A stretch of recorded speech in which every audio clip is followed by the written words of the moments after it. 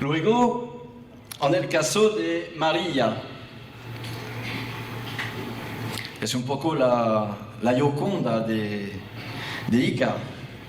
El caso de las mutilaciones de guaguita nos parece muy interesante porque podemos compararlas al caso de María. Obviamente no voy a volver a presentar los resultados magníficos realizados en noviembre, presentados en noviembre por el doctor Raimundo Salas Alfaro y por el doctor Jesús Salce con respecto a María. Solo me gustaría insistir sobre unos puntos de estos estudios. Te faltan 4 minutos. Primero, en el caso de María, no se nota ningún corte en las manos o en los pies, que podrían indicar mutilaciones, tal como en el caso de guaguita.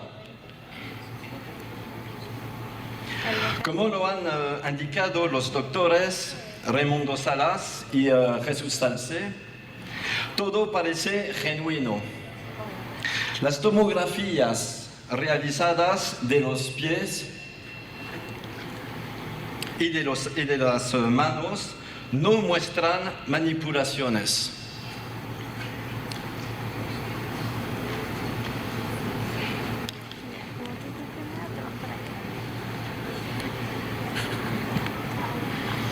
Además, existen en el caso de María las huellas digitales sobre los dedos, por lo menos de los pies.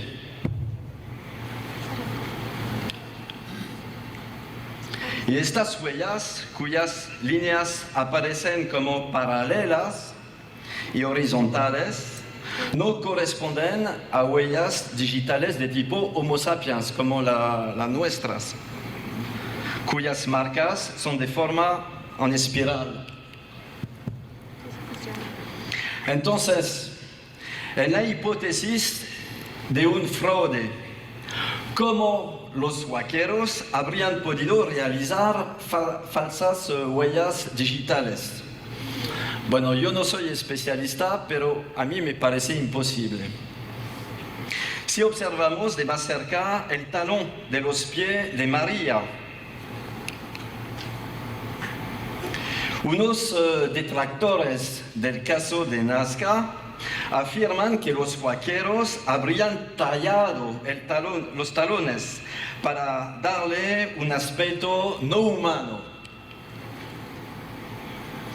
Pero las tomografías de María muestran muy claramente que sus talones no han sido tallados. Además que los tendones y músculos quedan bien agarrados al hueso de dichos talones. Es muy posible que María no tenía una manera de caminar como nosotros, utilizando primero los talones para moverse. Quizás utilizaba más sus dedos para caminar.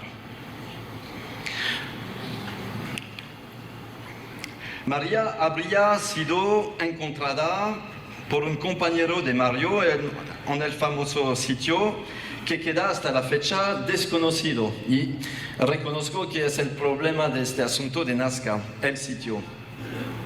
Las dataciones de carbono 14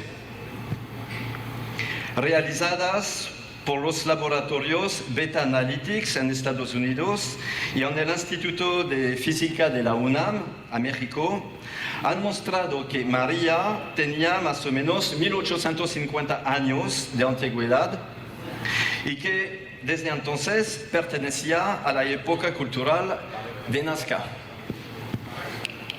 Quedan 5 minutos. Tal como en el caso de guaguita, el volumen craneal tiene 19% de capacidad superior al volumen craneal de un Homo sapiens. Y en ambos casos la deformación aparece como natural. Si hubiera sido deformado de manera artificial, el volumen craneal no habría sido, por lo tanto, alterado. De los análisis, bueno, voy a tratar de resumir. De los análisis, María tendría 33,60% de ADN en común con el Homo sapiens. Vamos a pasar con Josefina.